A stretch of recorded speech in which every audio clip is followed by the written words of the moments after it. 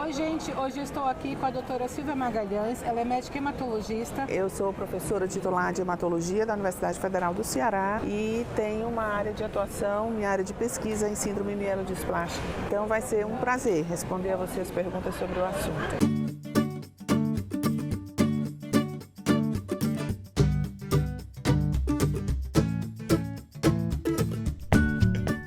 Eu gostaria de saber o que é a síndrome mielodisplásica. Síndrome mielodisplásica é um termo que abrange uma série de condições. É uma doença que se inicia na medula óssea, é uma doença neoplásica, é um tipo de câncer da medula óssea, em que a medula para ou tem uma dificuldade da produção das células normais. Pode evoluir para as condições mais graves, é uma condição que merece diagnóstico precoce e acompanhamento. E quais são os principais sintomas dessa patologia? Como a doença se inicia na medula óssea, onde são produzidas as células do sangue, à medida em que eu tenho anemia ou diminuição dos glóbulos brancos ou diminuição das plaquetas, os pacientes podem ter alguns sintomas, como cansaço, dinamia, palidez, e ele pode ter inclusive algumas manifestações hemorrágicas por conta da diminuição da quantidade de plaquetas. O quadro clínico é bastante variável, depende de qual célula está diminuída e da intensidade dessa diminuição. Quais são os exames para diagnosticar a síndrome mielodisplásica? O primeiro exame para suspeitar da síndrome mielodisplásica é o hemograma, que é aquele exame muito simples, que é uma condição que acomete preferencialmente o indivíduo idoso.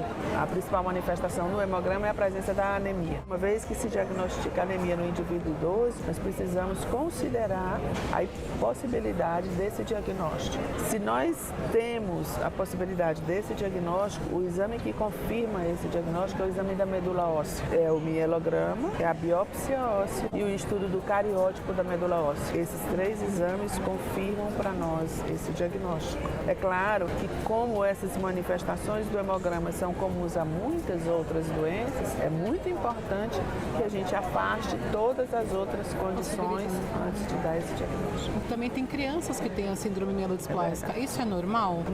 Não é normal. A gente chama SMD para se referir às síndromes mielodisplásticas. A SMD é uma condição rara na criança. E alguns indivíduos jovens podem sim desenvolver SMD naquilo que a gente chama SMD secundário. Que a SMD primária é quando eu não consigo identificar nenhum fator predisponente que aconteceu antes.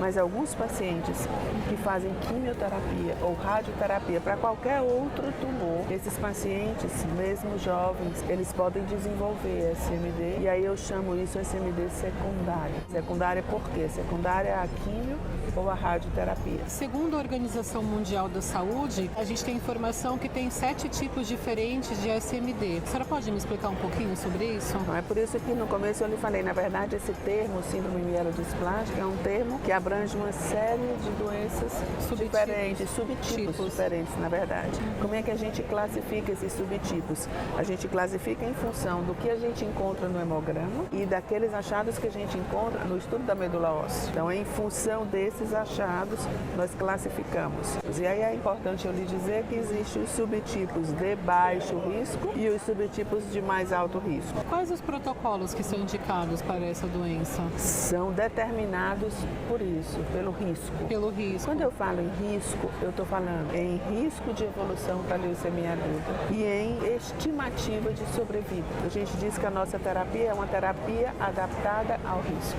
Então, os pacientes que têm risco baixo são pacientes que nós vamos tratar basicamente da anemia, dos sintomas da anemia. Os pacientes que têm risco mais alto, nós precisamos ser um pouco mais agressivos nesse tratamento. Por isso que é tão importante essa classificação e essa estratificação de risco para definir a nossa conduta terapêutica. A SMD, ela é tratada como uma doença crônica, doutora? Ela é tratada como qualquer outro tipo de câncer. De câncer.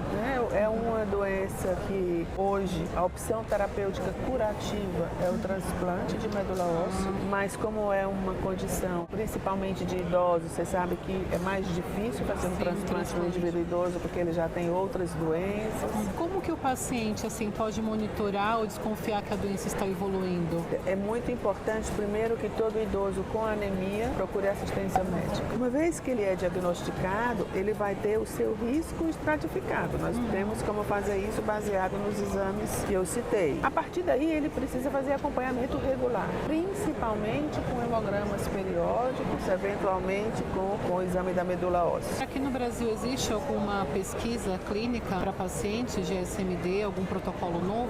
Não, nós somos considerados, existem 4 centros no Brasil que são considerados centros de excelência junto à Fundação Internacional de Mielodisplasia. Então são centros que têm plena condição de fazer o diagnóstico, de fazer essa estratificação de risco e de tratar da melhor forma. Doutora Silvia, muito obrigada pelas suas orientações. Você que está nos assistindo, é importante que você curta o nosso vídeo, que você deixe seus comentários, compartilhe também este vídeo que é muito importante para poder orientar outros pacientes. Se inscreva no canal da Abrale. Tchau, tchau.